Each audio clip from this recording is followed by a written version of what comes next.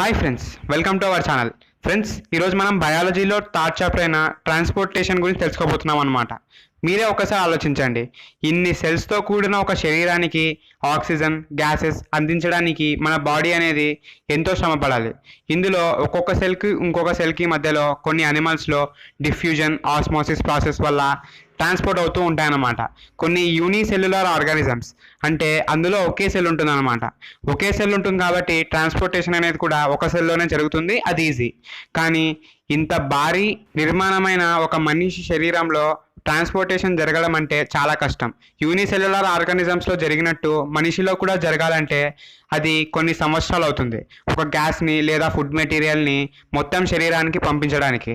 So దీన్ని avoid చేయడానికే దేవుడు ట్రాన్స్పోర్టేషన్ కోసం బ్లడ్ని సృష్టించాడనమాట. ఈ ట్రాన్స్పోర్టేషన్ అనే చాప్టర్లో బ్లడ్ విలువ ఎంతో ఉంటుంది. మన బాడీకి కావాల్సిన ఆక్సిజన్ అలాగే ఫుడ్ మెటీరియల్స్ అనేవి బ్లడ్లో డిజాల్వ్ అయ్యి అది మన బాడీ మొత్తం సర్క్యులేట్ అవుతూ ఉంటుందన్నమాట. సో బ్లడ్ని పంప్ చేస్తూ క్లీన్ చేస్తున్న హార్ట్ గురించి, అలాగే అది ఎలా పంప్ చేస్తుంది, లబ్ డబ్ అనే సౌండ్ ఎలా వినిపిస్తాయో, అసలు హార్ట్ మెకానిజం ఏంటో, అందులో ఉన్న ఛాంబర్స్ గురించి, ట్రాన్స్పోర్టేషన్ గురించి మనం ఇప్పుడు పూర్తిగా తెలుసుకుందాం. మన హార్ట్లో బ్లడ్ అనేది సర్క్యులేట్ అవుతూ ఉంటుంది. లోపలికి వెళ్ళినప్పుడు డబ్ అనే సౌండ్ వినిపిస్తుంది, బయటికి వచ్చేటప్పుడు డబ్ అనే సౌండ్ వినిపిస్తుంది అనమాట. ఈ లబ్ డబ్ అనే సౌండే మన హార్ట్ బీట్ని రికగ్నైజ్ చేయడానికి యూజ్ అవుతుంది. ఒక్కసారి మన హార్ట్ బీట్ని టెస్ట్ చేసుకుందాం. దీనికోసం ప్రత్యేకంగా స్టెథోస్కోప్ అనేది అవసరం లేదు. మీ ఫింగర్ని మీ నలుగుకు టచ్ అయ్యేలా ప్లేస్ చేయండి. అప్పుడే మీకు స్పర్శ అనేది కలుగుతుంది. లబ్ డబ్ అనేవి. ఆ లబ్ డబ్ అనేవి ఎన్నున్నాయో కరెక్ట్గా ఎంచుకోండి. 76కు ఎగ్జాక్ట్గా ఉంటే మీ ఆరోగ్యం అనేది బాగున్నట్టు అర్థం. ఇది పర్ మినిట్కి మనం క్యాలిక్యులేట్ చేస్తున్నాం. బీపీని రికగ్నైజ్ చేయడానికి కూడా ఈ హార్ట్ బీట్ అనేది ఎంతో యూస్ఫుల్. ఈ హార్ట్ బీట్ అనేది మనం ఉన్న పొజిషన్ని కూడా రికగ్నైజ్ చేయగలదు. రెస్ట్లో ఉంటే హార్ట్ బీట్ అనేది నార్మల్గా ఉంటుంది. ఏదైనా టెన్షన్లో ఎక్కడైనా పరిగెత్తి మనం హార్ట్ బీట్ని టెస్ట్ చేసుకుంటే అది కాస్త హై రేంజ్లో ఉంటుందన్నమాట. ఈ హార్ట్ బీట్ అనేది బ్లడ్ సరఫరా చేసే విధానాన్ని అలాగే కరెక్ట్గా ఉందో లేదో తెలుపుతుందన్నమాట. సో నెక్స్ట్ మనం యాక్టివిటీ 2 చూస్తే, ఒక హ్యాండ్ మీద ఒక మ్యాస్టిక్ పెట్టారనమాట. ఆ నరువు నుంచి వచ్చే సౌండ్ రేస్ అనేవి ఆ లైట్ వెయిట్ ఉన్న మ్యాస్టిక్ని మూవ్ చేస్తూ ఉంటాయి. సో దీంతో మన హార్ట్ పల్స్ని క్యాలిక్యులేట్ చేయగలం అనమాట. హార్ట్ బీట్ అలాగే పల్స్ రేట్ అనేవి ఎప్పుడూ ఈక్వల్గానే ఉంటాయి. మనకు తెలుసు సాలిడ్స్ లిక్విడ్స్ గ్యాసెస్లో సౌండ్ రేస్ అనేవి పాస్ అవుతూ ఉంటాయని. మన బాడీలో విడుదలైన బ్లడ్ అనేది బాడీ మొత్తం తిరుగుతూ ఉంటుందన్నమాట. అలా మజిల్స్లో చేరిన బ్లడ్ అనేది దాని రేషియోని స్పీడ్ని మనం గమనిస్తూ పల్స్ రేట్ని క్యాలిక్యులేట్ చేస్తూ ఉంటాం అనమాట. అంటే హార్ట్ నుండి విడుదలైన బ్లడ్ని మజిల్స్ ద్వారా మూవ్ అయ్యే టైంలో మనం స్టాప్ చేసి ఆ సౌండ్ రేస్ని క్యాలిక్యులేట్ చేసుకుంటూ హార్ట్ బీట్ని మనం కనుక్కోబోతున్నాం. ఇక్కడ హార్ట్ బీట్ అనేది 76కి ఈక్వేట్ అవుతే మనం హెల్తీగా ఉన్నట్టు అర్థం. అసలు మన బాడీలో ఏదైనా ఫుడ్ మెటీరియల్ కానీ గ్యాస్ కానీ ట్రాన్స్పోర్ట్ అవ్వాలి అంటే దానికి మెయిన్ కారణం బ్లడ్ అని మనం తెలుసుకున్నాం. ఈ బ్లడ్ని మొత్తం ప్యూరిఫై చేస్తూ పంప్ చేసేది హార్ట్. సో ట్రాన్స్పోర్టేషన్లో హార్ట్ పార్ట్ అనేది కూడా చాలా ఉంటుంది. సో ఇప్పుడు మనం హార్ట్ మెకానిజం గురించి తెలుసుకుందాం. హ్యూమన్ హార్ట్లో 4 ఛాంబర్స్ ఉంటాయి. ఈ 4 ఛాంబర్స్ అనేవి 4 పార్ట్స్గా డివైడ్ అవ్వడానికి కారణం గ్రూప్స్. హార్ట్లో మనం ముఖ్యంగా తెలుసుకోవాల్సింది ఆర్టరీ, అలాగే వీన్స్, అలాగే iota, superior vena కేవా, inferior vena కేవా. ఇవి ఇంపార్టెంట్ అనమాట. మన బాడీ బ్లడ్ని ప్యూరిఫై చేస్తుంటుంది అని మనకు తెలుసు. సో వీన్స్ అనే సబ్స్టాన్సెస్ అనేవి మన బాడీలో సర్క్యులేట్ అవుతున్న బ్లడ్ని హార్ట్కి చేరుస్తూ ఉంటాయన్నమాట. ఈ హార్ట్లో మెకానిజం ద్వారా హార్ట్లో ఉన్న బ్లడ్ అనేది ప్యూరిఫై అవుతూ ఉంటుంది. సో ముందుగా సుపీరియర్ వీనా కేవా అలాగే ఇన్ఫీరియర్ వీనా కేవా అనేది వీన్స్ ద్వారా బ్లడ్ని కలెక్ట్ చేసుకుంటూ ఉంటాయి. ఈ కలెక్ట్ చేసుకున్న బ్లడ్ అనేది వెంట్రికల్స్లో ఎంటర్ అవుతుంది. ఈ రైట్ వెంట్రికల్ అలాగే లెఫ్ట్ వెంట్రికల్స్లో ఎంటర్ అయిన బ్లడ్ అనేది నెక్స్ట్ రైట్ అలాగే లెఫ్ట్ వెంట్రికల్స్లోకి చేరుతుంది. తర్వాత ఈ బ్లడ్ అనేది మళ్ళీ రివర్స్గా వెంట్రికల్స్లో వచ్చే ఛాన్సెస్ ఉన్నాయి. దీన్ని ఆపడానికి వాల్వ్స్ అనేవి ఉంటాయి. ఈ వాల్వ్స్ అనేవి ఏం లేదు ఫ్రెండ్స్, ఛాంబర్కి మధ్య బ్లడ్ ట్రాన్స్పోర్ట్ జరిగేటప్పుడు రివర్స్గా మళ్ళీ అదే ఛాంబర్లో రాకుండా స్టాప్ చేస్తూ ఉంటుంది అనమాట. సో ఇంటికి తలుపు ఎలాగో ఇక్కడ అలాగే అనమాట. కాకపోతే ఇక్కడ తలుపులో నుంచి మనం వెళ్ళగలం, మళ్ళీ రాగలం. కానీ ఇక్కడ ఓన్లీ 1 వే. వెళ్ళిపోయిన తర్వాత మళ్ళీ రాలేం. మొత్తం బాడీ మొత్తం తిరిగేసి మళ్ళీ ఈ బ్లడ్ రైట్ అలాగే లెఫ్ట్ వెంట్రికల్స్లోకి ఎంటర్ అయిపోతుంది. తర్వాత ఆరికల్స్లోకి పాస్ అవుతుంది. ఈ అయోటా నుండే హై ప్రెషర్తో మన బాడీలోకి ఎంటర్ అయిపోతుంది అనమాట రివర్స్గా బ్లడ్. ఇక్కడ ఇంత సింపుల్గా ఉన్నా కానీ అక్కడున్న పార్ట్స్ అనేవి బ్లడ్ని బాగా ప్యూరిఫై చేస్తూనే మన బాడీలోకి పంపిస్తూ ఉంటాయన్నమాట. సో సింపుల్గా చెప్పాలంటే వీనా కేవా ద్వారా మొత్తానికి బ్లడ్ అనేది వెంట్రికల్స్లో ఎంటర్ అవుతుంది. వాల్వ్ సపోర్ట్తో ఆరికల్స్ లోకి ఎంటర్ అయిపోతుంది. ఆ తర్వాత అయోటా ద్వారా మొత్తం బాడీకి పాస్ అవుతుంది అనమాట. మన హార్ట్ లో ఒక ప్రెషర్ అనేది మెయింటైన్ చేస్తూ ఉంటుంది అనమాట. ఆ ప్రెషర్ ద్వారానే చాంబర్ టు చాంబర్ బ్లడ్ అనేది ఎక్స్చేంజ్ అవుతూ ఉంటుంది. మన హార్ట్ అనేది 2 మెంబ్రెన్లతో కవర్ అయి ఉంటుంది. ఈ మెంబ్రెన్స్ మధ్యలో ఫ్లూయిడ్ తో నిండి ఉంటుంది అనమాట. ఈ పెరికార్డియల్ ఫ్లూయిడ్ అంటే ఆ ఫ్లూయిడ్ పేరు పెరికార్డియల్ ఫ్లూయిడ్ అనమాట. ఈ పెరికార్డియల్ ఫ్లూయిడ్ అనేది ఎన్నో హార్ట్ షాక్స్ నుంచి అలాగే కొన్ని మైనర్ యాక్సిడెంట్స్ నుంచి తప్పించుకోవడానికి ప్రయత్నిస్తుంది. ఆ 2 మెంబ్రెన్స్నే పెరికార్డియల్ మెంబ్రెన్స్ అంటారు. ఇక్కడ కార్డియల్ అనే పదానికి మీనింగ్ వచ్చేసి హార్ట్. సో హార్ట్ అనేది 4 ఛాంబర్స్గా డివైడ్ అయి ఉంటుంది అని మనం తెలుసుకున్నాం కదా. పైన రెండింటిని ఆరికల్స్ అంటారు, కిందున్న రెండింటిని వెంట్రికల్స్ అంటారు. ఈ ఆరికల్స్ వెంట్రికల్స్ మధ్యలో బ్లడ్ ఎక్స్చేంజ్ అనేది జరిగి మొత్తానికి అయోటా ద్వారా ఎంతో ప్రెషర్ క్రియేట్ చేసుకొని బాడీ పార్ట్స్లోకి బ్లడ్ అనేది ఎంటర్ అవుతూ ఉంటుంది అనమాట. ఆరికల్స్ వెంట్రికల్స్లో వెంట్రికల్ వాల్స్ అనేవి చాలా థిక్గా ఉంటాయి ఆరికల్స్ వాల్స్తో పోలిస్తే. మనం బ్లడ్ అనేది ఒక ఛాంబర్ నుండి ఇంకో ఛాంబర్కి వెళ్ళే టైంలో వాల్వ్స్ అనేవి ఎంతో సపోర్ట్ చేస్తాయి అని తెలుసుకున్నాం కదా. సో ఈ వాల్వ్స్ పేర్లే ట్రైకస్పైడ్ వాల్వ్ అలాగే బైకస్పైడ్ వాల్వ్ అనమాట. ఈ వాల్వ్స్ మాత్రమే కాదు, హార్ట్లో ఇంకా చాలా వాల్వ్స్ అనేవి పనిచేస్తూ ఉంటాయి. ఇక్కడ రైట్ సైడ్ ఉన్నది ట్రైకస్పైడ్ వాల్వ్, అలాగే లెఫ్ట్ సైడ్ ఉన్నది బైకస్పైడ్ వాల్వ్. సో ఈ 2 అనేవి బ్లడ్ అనేది 1 వే వెళ్ళడానికి ఎంతగానో సపోర్ట్ చేస్తుంది. ఈ 4 ఛాంబర్స్లో 2 లెఫ్ట్ సైడ్ ఉంటాయి, 2 రైట్ సైడ్ ఉంటాయి కదా. ఈ లెఫ్ట్ సైడ్ ఉన్న ఛాంబర్స్ అనేవి రైట్ సైడ్ ఉన్న ఛాంబర్స్తో పోలిస్తే సైజ్ అనేది చాలా తక్కువగా ఉంటుంది. ఈ ట్రాన్స్పోర్టేషన్ సిస్టంలో ఆర్టరీ వీన్స్ అనేవి కూడా ఎంతో యూజ్ అవుతూ ఉంటాయి. తర్వాత మనం ఆర్టరీ అలాగే వీన్స్ గురించి తెలుసుకోబోతున్నాం. వీన్స్ గురించి మనం ముందే తెలుసుకున్నాం ఫ్రెండ్స్. బ్లడ్ అనేది హార్ట్కి చేరడానికి వీన్స్ అనేవి ఎంతో యూస్ఫుల్ అని తెలుసుకున్నాం. ఆ తర్వాత మనం ఆర్టరీ గురించి తెలుసుకున్నాం.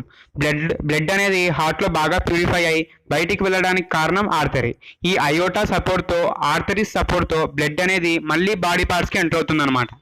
ఇక్కడ పల్మనరీ అనే పదం వాడతాం. పల్మనరీ అంటే రెస్పిరేటరీ సిస్టమ్కి సంబంధం అని. సో ఈ ఆర్టరీ అయోటా అనేవి మొత్తం బాడీ పార్ట్కి బ్లడ్ సరఫరా చేస్తూ ఉంటుంది అనమాట. కానీ ఇక్కడ మనం పల్మనరీ ఆర్టరీ అంటే లంగ్స్ నుండి బ్లడ్ని హార్ట్కి చేరుస్తూ ఉంటుంది అనమాట. సో ఇక్కడ లంగ్స్ కోసం అంటూ ఒక సపరేట్ కేటగిరీ ఇవ్వబడింది. సో లంగ్స్ నుండి ఉన్న బ్లడ్ అనేది అది డర్టీ బ్లడ్. సో ఆ బ్లడ్ని హార్ట్కి తీసుకువెళ్ళి అక్కడ ప్యూరిఫై చేసి పల్మనరీ వీన్స్ ద్వారా మొత్తానికి మళ్ళీ ఆ లంగ్స్కే చేరుస్తూ ఉంటుంది అనమాట. సో వీన్ అంటే మనం బాగా గుర్తుపెట్టుకోవాల్సింది ఏమంటే బయట ఉన్న బ్లడ్ అనేది ప్యూరిఫికేషన్ కోసం హార్ట్కి రీచ్ అవుతుంది. అలాగే ఇక్కడ రీచ్ అయిన బ్లడ్ అనేది ప్యూరిఫై అయ్యి ఆర్టరీ ద్వారా బయటికి వెళ్ళిపోతుంది అనమాట.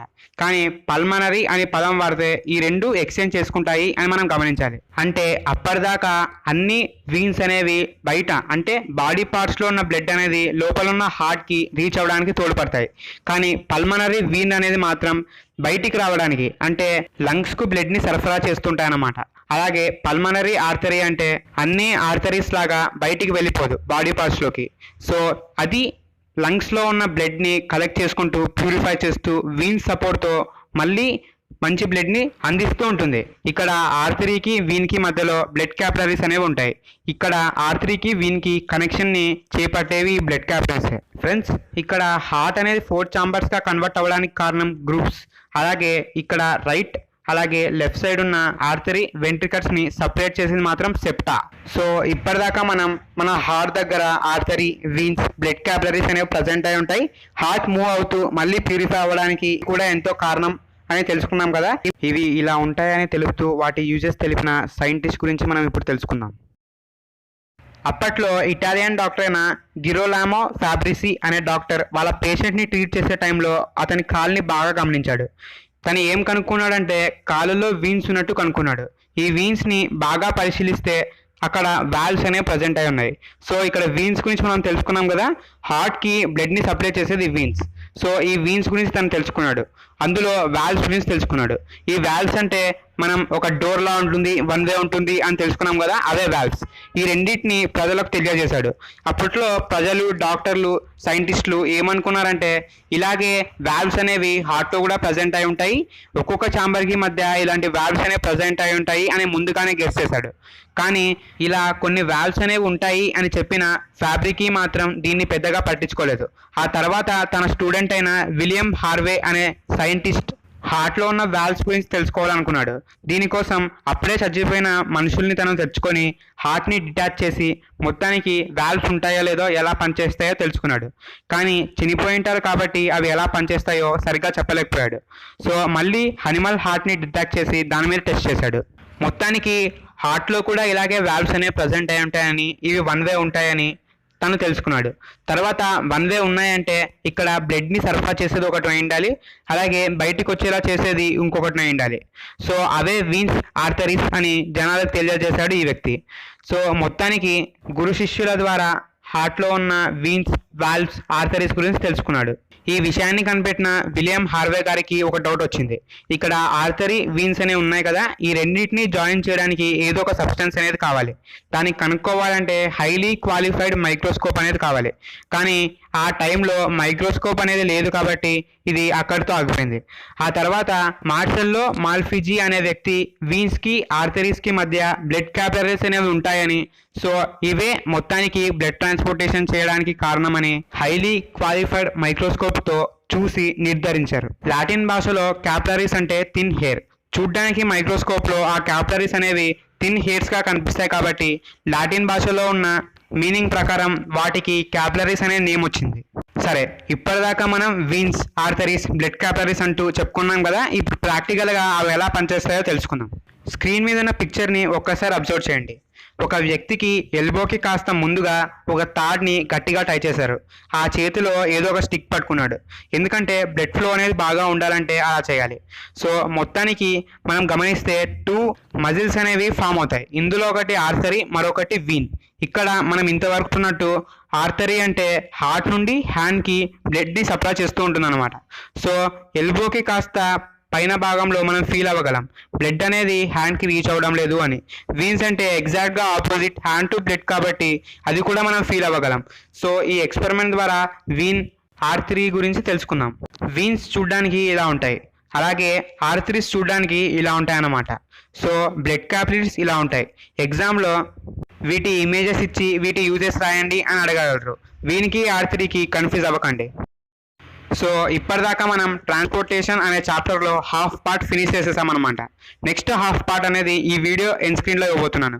దాన్ని క్లిక్ చేసి మీరు చూడగలరు. అంటే ముందు ఈ వీడియోని మీరు లైక్ చేసి అలాగే 10 మందికి షేర్ చేసి సబ్స్క్రైబ్ అవుతూ బెల్ ఐకాన్ క్లిక్ చేయడం మాత్రం మర్చిపోకండి.